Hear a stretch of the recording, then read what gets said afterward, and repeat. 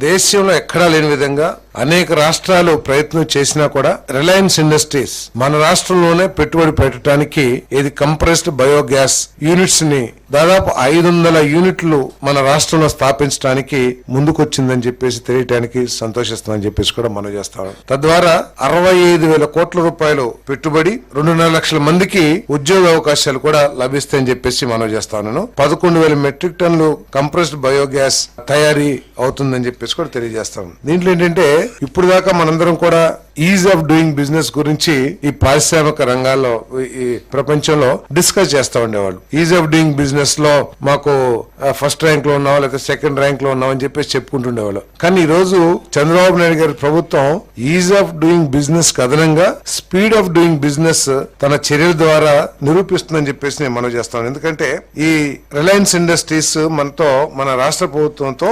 12/11/2024 MOU sign చేసింది. అంటే ఎన్ని రోజులు? కేవలం నెల 15 రోజుల లోపలే వారికి కావాల్సిన భూములు కేటాయించమని చెప్పేసి కేటాయించగానే అడ్వాన్స్ పొజిషన్ కూడా మాకు ఇచ్చేయండి అని చెప్పేసి ప్రతిపాదన చేయడం జరిగిందని చెప్పేసి మనం చేస్తాను. అది కూడా ఏమిటి? రాష్ట్రంలో ఉన్న వేస్ట్ ల్యాండ్స్ అది కూడా కొనుక్కోవడానికి కాదు, 15,000 రూపాయలు పర్ ఎకర్ లీజ్ చొప్పున రాష్ట్రంలో వివిధ జిల్లాల్లో ఉన్న వేస్ట్ ల్యాండ్స్ ని కేటాయించి అడ్వాన్స్ పొజిషన్ ఇవ్వమని చెప్పేసి ప్రతిపాదించడం జరిగింది.